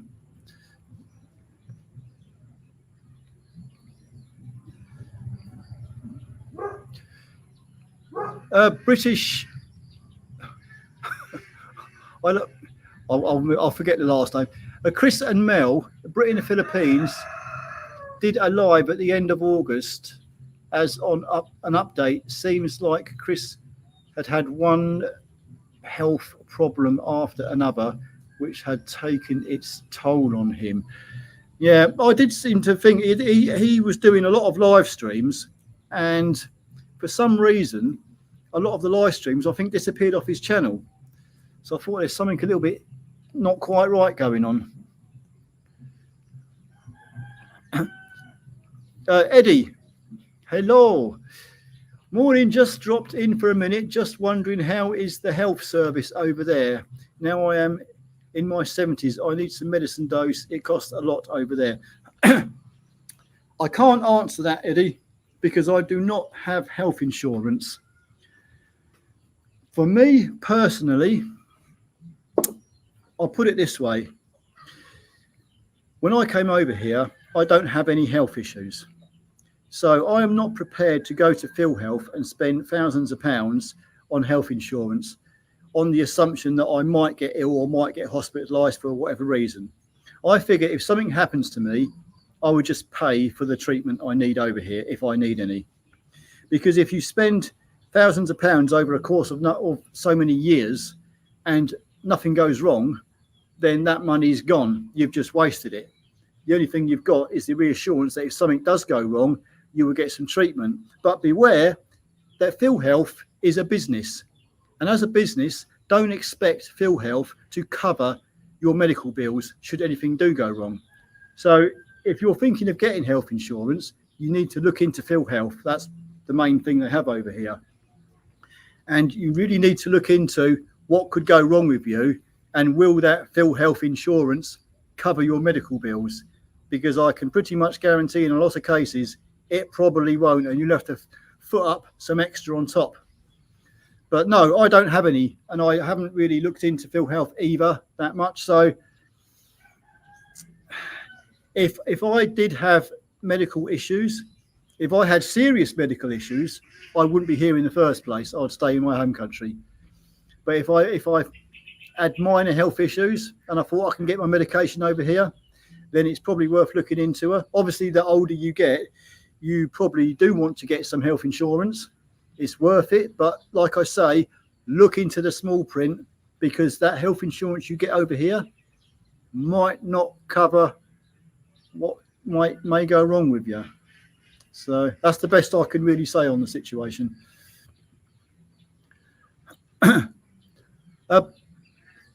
How's YouTube been for you in the Philippines? Does it provide an income to sustain a life there? Well, it's not here to sustain a life. It's a hobby for me. So, but money-wise, it's about the same as what it was in England. Nothing's really changed. So, but there again, I've still got all my videos from the taxi days. It's not like I'm doing daily politics in which someone watches it one day and never gets seen again. People watch my videos from years ago. They're looking back at car videos which I made 5-6 years ago. They're still being watched today. That's the difference. So yeah, I'll tell you something. YouTube has paid for all my camera equipment. I mean, if I went out, I bought a Canon 90D, which was about £1,100 at the time. So I can honestly say that YouTube, the videos I've made, they've covered my expenses, so to speak. So it's done all right. Brian, that's exactly what I'm doing. We already have land over there, saving like mad. We'll be building a house there, so no rent. That's it. Yeah. So you're making sure you're going to have enough money saved up on whatever you've got as well. So when you come out here, you can, I guess the ideal situation is to get any big projects that you've got in mind done and still know that you've got a substantial amount of money in your bank, so that should anything go wrong, you've got a plan B with that money. So yeah, that's what you got to do. You know, in Britain, I remember years and years ago, they used to tell us, yeah, get a pension, when what they really should have been telling us was buy a second house would have been the better option. But hey, not all of us could have afforded a second house back then in the 80s and all that. But I think the people who did manage to buy two houses, one house is now their retirement fund. Jules, hello. When are you coming back to rip off Britain? If I was you, I would reconsider. Soon. I have to come back for a while. I really do. Paul Robinson. Hello, Paul. How are you doing? Good morning to you. Dean, hello. Would your partner like to visit UK? May do. I should think many Filipinos would like to go to England for a visit, but I wouldn't recommend it for living in. Bloody hell, it'd drive me up the wall sitting at home every day doing nothing. It's a whole different atmosphere out here. I think like everything, if somebody from the Philippines came to England, if they weren't working, they'd probably go do lally. You need to be doing something. You need a purpose in England to actually be there. Just sitting around doing nothing, you'd go around the flipping twist. Philip, we're going to retire and live in the Phil soon. We have no choice. I can't afford to live in UK on pensions. I have the advantage of having a Filipino wife. If you've got a Filipino wife, you're in a pretty good situation. I know the UK pensions aren't great, not great at all. But if you've got a Filipino wife and you've got somewhere to live over here, a UK pension, you can make it work. I'm sure you can. So, hell, why not? If you get the opportunity, come and live in the sun. It's better than living in cold, rainy. The trouble with England is the summers are so nice, yet when it's winter, when the harshest bit of winter, it's not nice. Every day when it's gloomy and freezing cold and pissing down with rain, it gets you down. And a lot of people do have that sad disease, didn't they, where they need to have the sun or they get depressed. Britain Oz, hello. Greetings from Brisbane. Hello over there. All nice to catch you live. I will be retired there in 3 to 4 months. I have a house and farm just outside Kidapawan City. I miss that place so much. Keep up the zany videos. Well, thank you very much. And have a good one. Stick another shrimp on the barbie, mate. I had to get that one in. Jacqueline. Hello, Jacqueline. Good morning to you.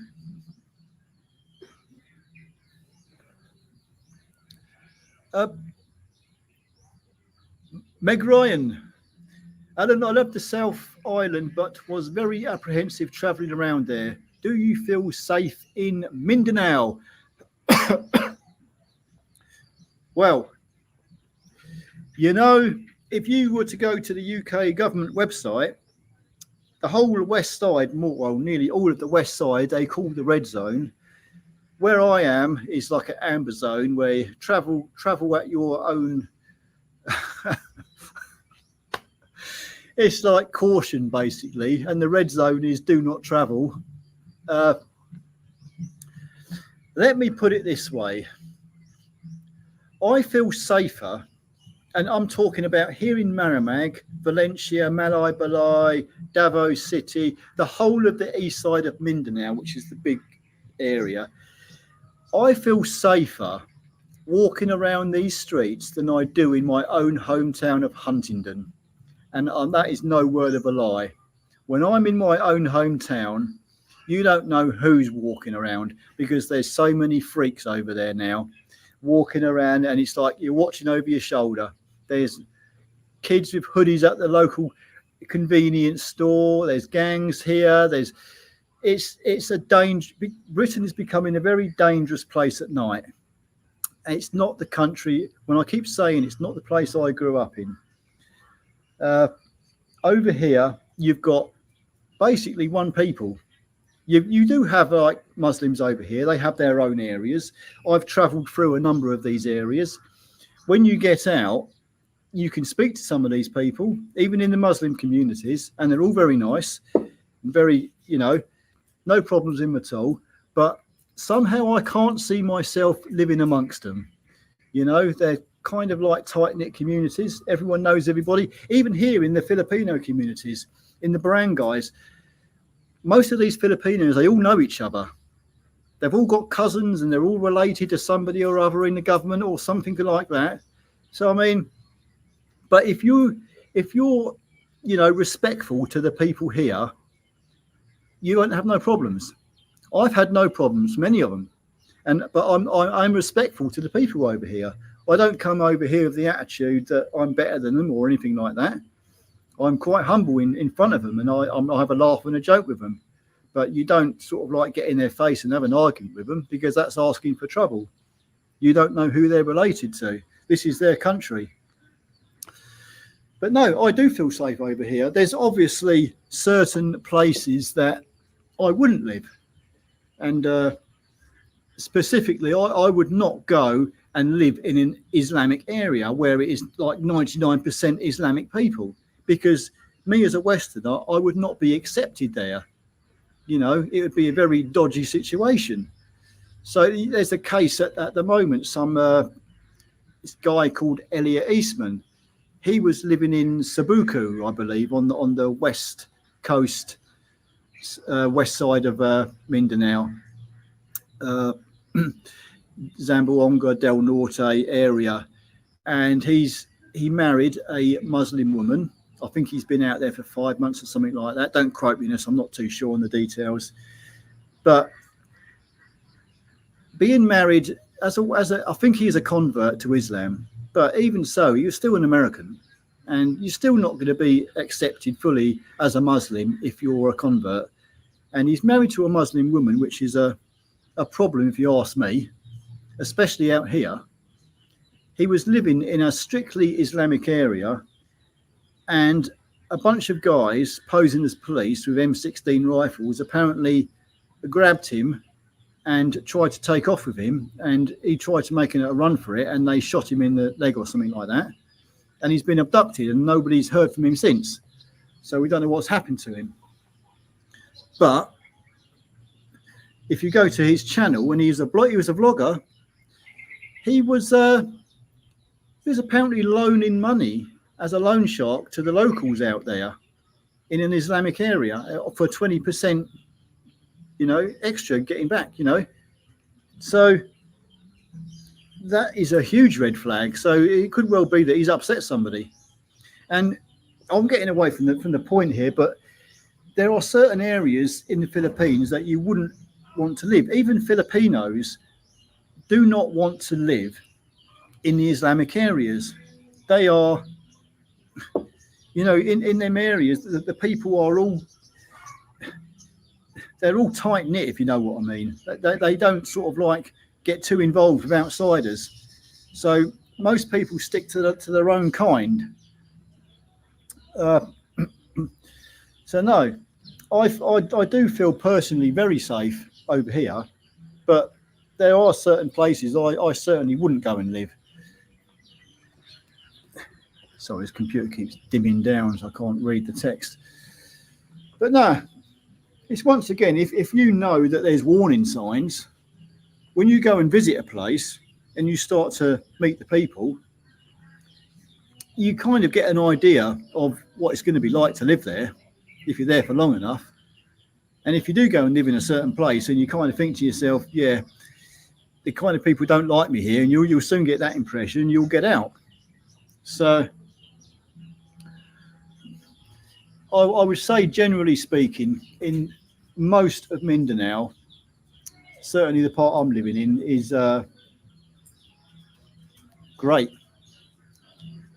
Never had a single problem. Anyway, I better move on. I could probably go on all flipping night talking about it because there's quite a lot to cover here. Do you feel safe?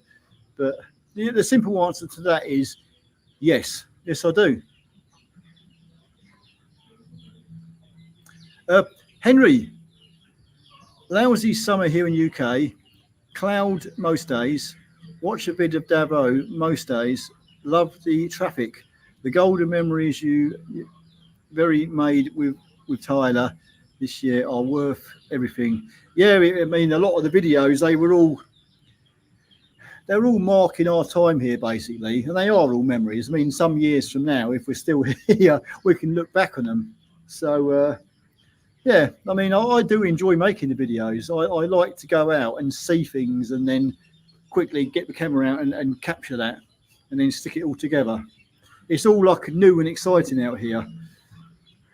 I go into England and it's everything the same every day, but out here there's always some funny sight to look at.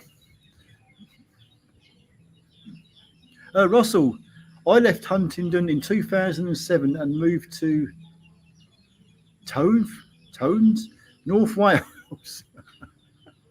Can you speak Welsh? I should think that's probably one of the hardest languages to ever learn.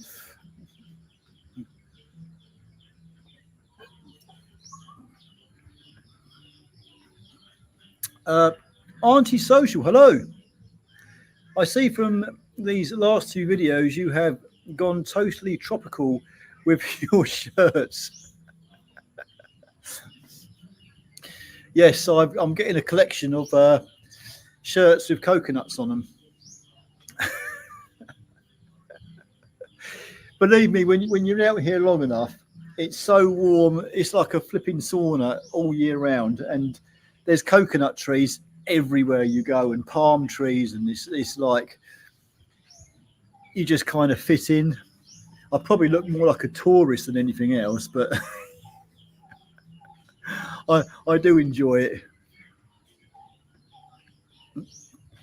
AC is worth because the low cost of living. If you could choose southern Spain for the same cost of living, what would you choose? I don't know that. I've never been to Spain, believe it or not.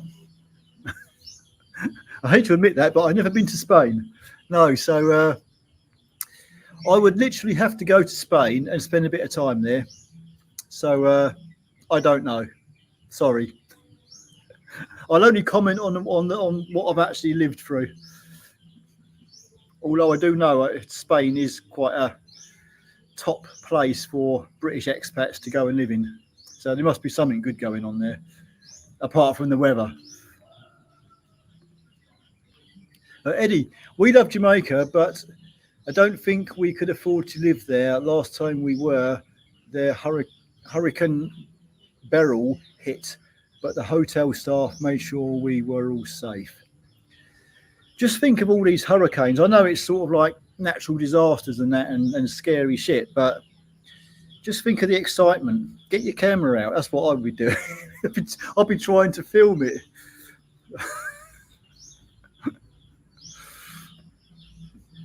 Oh, Michael, good morning from Scotland. Hello. All the best, mate. Keep the videos coming. I enjoy your videos. Good luck on your returning back to UK. Hope all go. I'm sure it will. And thank you very much, Michael. And have a good day.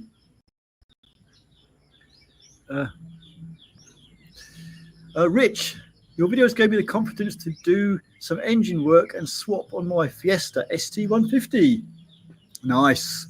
Are you going back into automotive work when you retire? I probably will.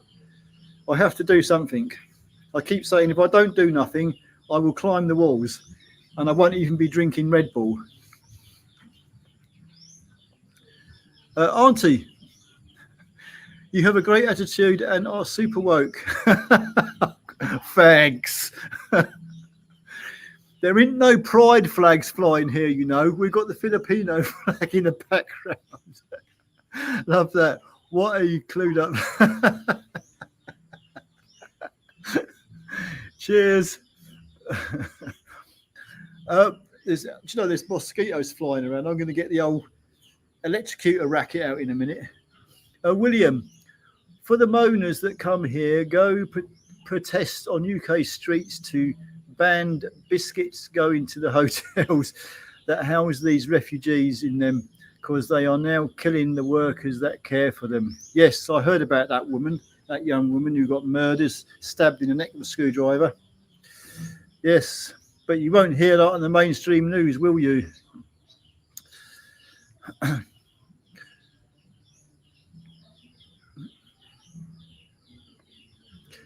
I see most of Occident did fall in the same mess of multiculturalism. Yeah, I've got nothing against multiculturalism. It's just that it's been done on such a massive scale that it is destroying the culture to a point where you haven't got a culture anymore. That's what it's getting like. It's like if you go to Nigeria, you don't see millions of white people swamping the country, do you? You see Nigerians in Nigeria. You know, that's what makes it. You know, that's what Europe was. You know, Europe and all the individual countries, they all had their own niche, their own style, their own cultures. That's what made it so interesting. And it's just being washed away. It's sad.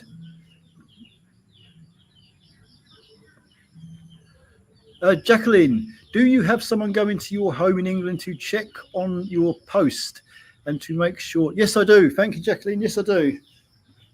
Not that I really get any post anymore, apart from council tax bills. But yes, I do. Roger, you got me addicted to the minute burger. They're not. Do you know something, Roger? To be honest with you, the first time I saw the sign minute burger, I thought, this is going to be shit. That was what was going through my mind. And then my son come in and he goes, I've been to the minute burger. It was quite nice, actually. I like it. So I said to Ken, come on, we're going down there. We're going to try out these burgers. And they're not bad at all, actually. The black pepper, yes, ones are the nicest. 2 for less than 100 pesos. Yes, that's the one I like, the black pepper one. They do take longer than a minute to cook, though. But they are not bad at all. I quite like them.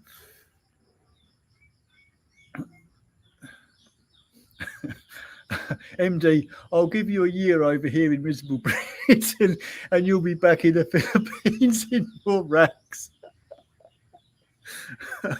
MD, no, I've got to keep positive.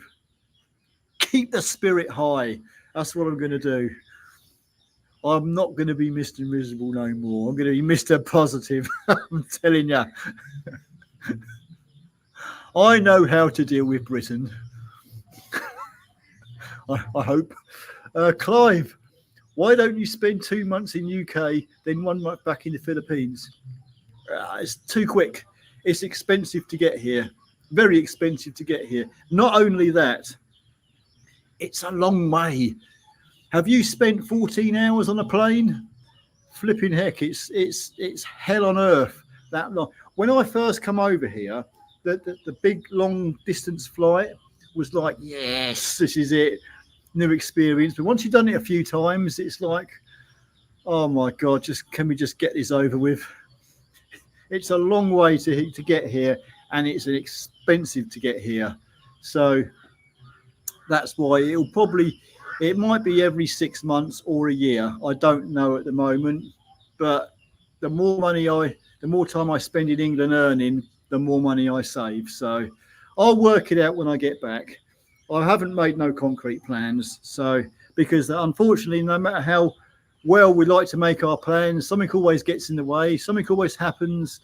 So I'm going to wing it.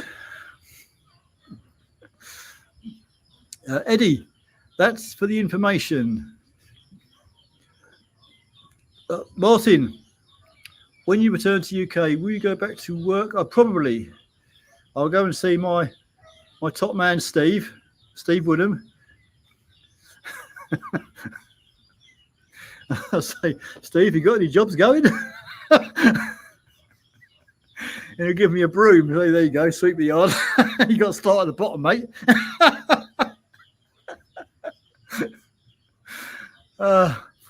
Right, Philip. Cheers, Alan. Thanks for your input. All the best. Thank you, Philip. David. I agree about the UK winters, but not sure I would want the permanent heat and mad traffic where you are. It depends. Well, the heat is practically everywhere. The traffic isn't everywhere over here. It's pretty busy in Mindanao for traffic. Depends where you are in the Philippines.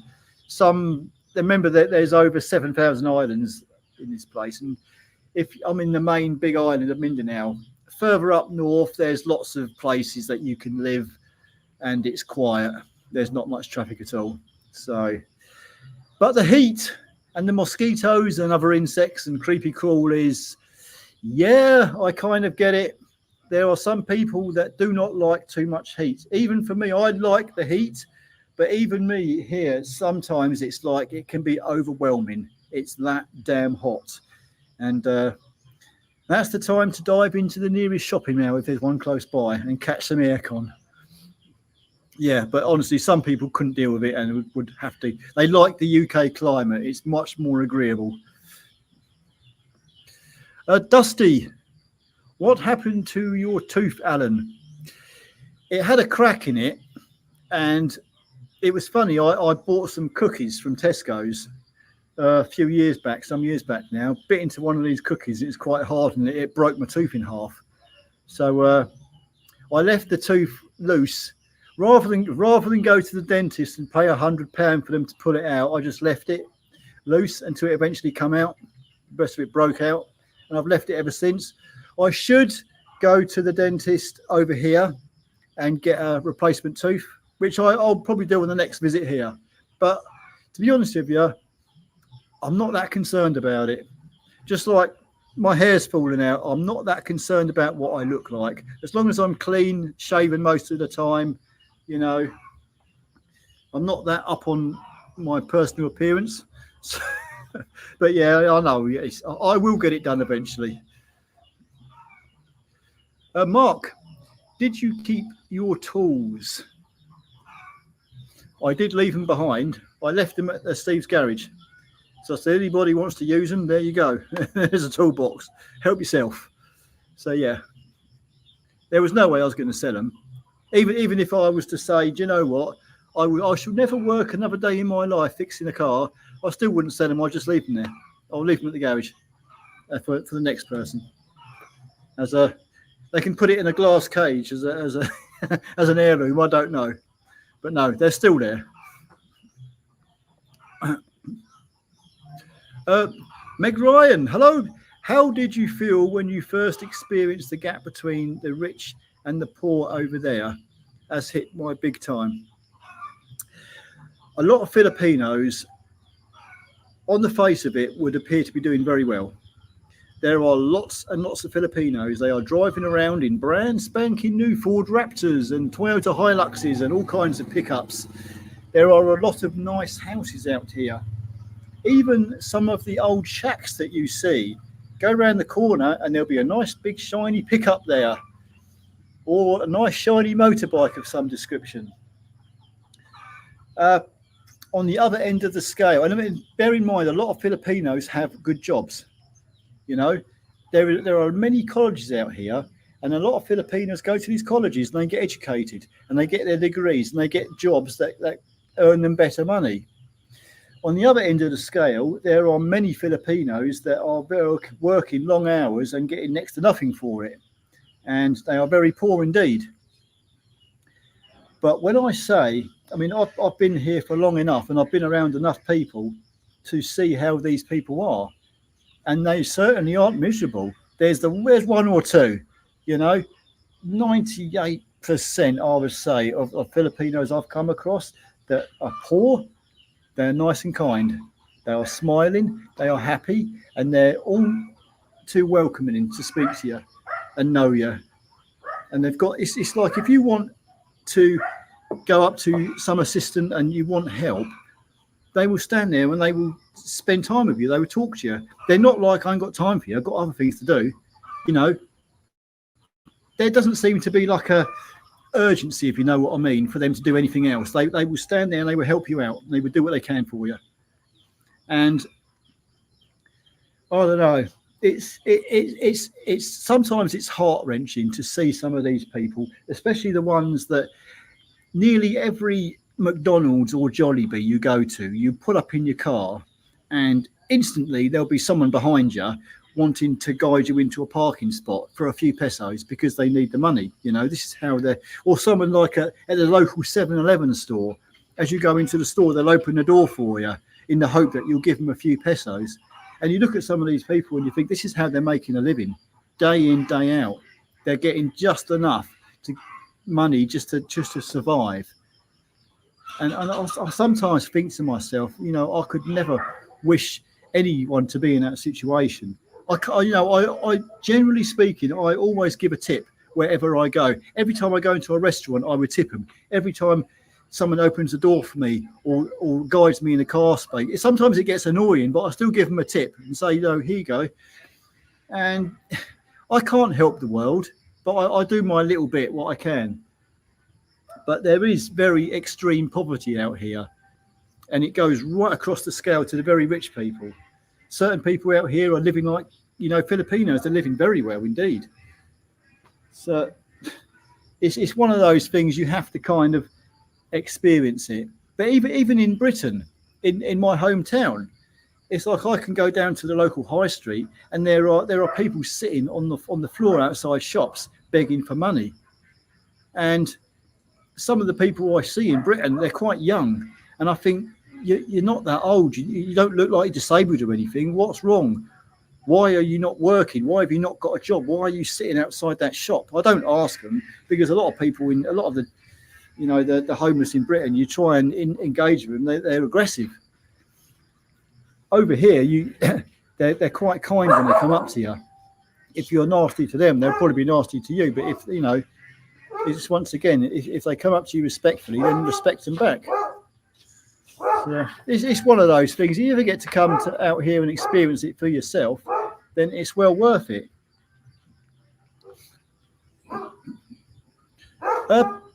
I hope you will put out videos when you are back in UK. I bet your old employer can't wait for you to get back on. I don't know. We'll see.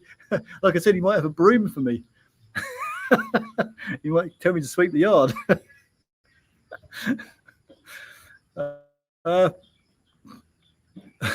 Dusty, Alan, me again. Does it worry you when driving with not much road discipline? That's a good question. When I first came here, and it's kind of like, seems like chaos. Most cases, there's no traffic lights, no road markings, no signs, no nothing. It's all very much of like a push and give. 1 minute. Looking for Ken. Ken is top of the road selling balut. Yeah, It's up there selling balut. Yeah, they're all out. They're all out. I don't think.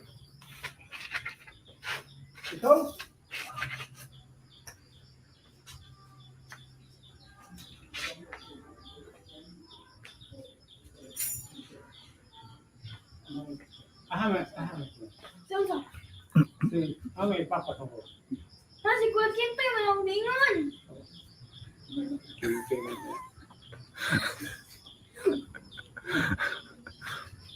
One day I'll be able to speak for Cyan, but at the moment I can't. I can only say a few words. Anyong gabi. Anyong gabi is good evening. Yeah. It's already almost at night time. I should be saying to the viewers over here, Anyong buntag. Good morning. Kamusta? How are you? That's about it. Right, let's carry on. Right, now where was I? Does it worry you when driving? Yes, we're talking about driving. I have never properly, for any period of time, drove a left-hand drive car. And coming out here, where it just seems like utter chaos. But now, I just jump on the motorbike or in a car, and I'm just in the traffic in amongst them all. Boom, boom, boom, boom, boom. It's where they haven't got traffic. I mean, they do have traffic lights in certain places, and some places are quite well on the roads, but in a lot of places they're not. There's nothing. It's what you call a push and give system. Everybody from like four-way junctions, they all just filter in and out of each other, and it works. And once you get the hang of it, you'll probably find that a majority of people, they're not really driving that fast. And when they come up to the junctions, they all slow down and they all filter in each other, and it just seems to work. It seems to work so well. I absolutely love it out here driving now. I find it so easy. And all the road signs and traffic lights and all that sort of thing, it all goes out the window. Don't need it. It just works. You get into the bigger cities, then they do have traffic lights which are annoying because they're like 90 seconds you got to wait, and that's a long 90 seconds before they go green again. But obviously when you get really heavy traffic in the cities, they need a bit of a better system. But out here, it's just it's hard to explain that they just bikes and cars filter in from turn. If you're I've said this before, but if you're coming up to a junction, you want to turn left. The car here, you would normally go this side of the car, but out here you can go this side or this side. You can, it's like cars and bikes just come all around you from every direction. It's like you've got to have eyes in the back of your head. But once you've been driving out here for a while, you get so used to it, you realise you can do things on the roads out here you would never be able to do back in England. But it works out here. That's what I'm trying to say. It just works. I know there's accidents. There's accidents in England. I've seen a few smashed up vehicles by the side of the road, but I've not actually physically seen an accident. There was one guy down here who he fell asleep at the wheel, so we heard, and crashed his four-wheel drive into the central reservation. I mean, things happen, and a lot of the vehicles out here, they're not maintained. They are in a really poor state, bold tyres and all sorts, especially on a lot of the lorries. So, I mean, you can look at that, the safety aspect of the vehicles, and you can say, well, it's pretty damn dodgy. You don't know if a wheel's going to fall off something or God only knows what. But in all the time I've been out here, I have not really had a problem on the road. I've got used to driving out here, and it's just become second nature now. It doesn't even enter my head. I just get in the car and drive, and I'm automatically driving like the Filipinos. It's just as simple as that. I don't really know how better to put it. So it's not like I'm even thinking anymore. I'm just going with it and just yapping away to the missus or whatever. It's just like it's like I was back in England, really. No different. It's just different set of rules on the road. So no, once again, it's one of those things that it's so different to England. If you get the chance to come over here and drive and experience it, you know, obviously you've got to be very careful to start with, because you can get yourself in all kinds of problems if you don't know how the roads work. You need to understand that. But familiarity, once you get into it, you'll understand that how easy it can be to drive over here. Anyway, I'm going on for far too long, so I'll change the. My bungalow will be built early next year in Mindanao. I've been there many times, and that's where I choose to retire.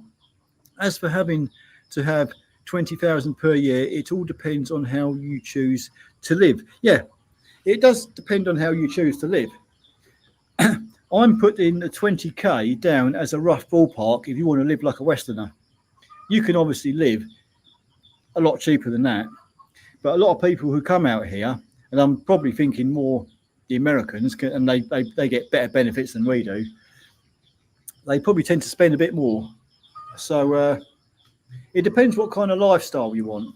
And there's always this discussion of how much does it cost to live in the Philippines? Well, it's going to cost as much as you're prepared to spend, really. You really need to come out here and spend a bit of time. Then you'll know how much it costs or what suits your lifestyle, really. So, but don't think for 1 minute that it's going to be cheap. You can live cheap, but the Philippines is not as cheap as what some people would have you believe. Well, howdy, doody stranger. Root platter Paul. Hello, Paul. And Ken just woke up here. Blimey, you're awake late. Oh, did you get your extra hour in? The clocks went back. Good on you, Paul.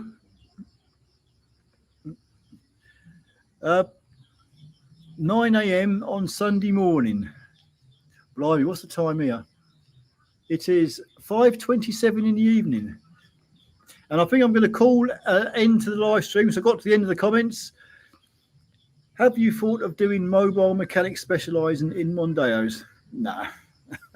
No, it's not really me. I'm too old to be fixing stuff by the side of the road. That's I used to do that many years ago, and it's them days for me are long gone.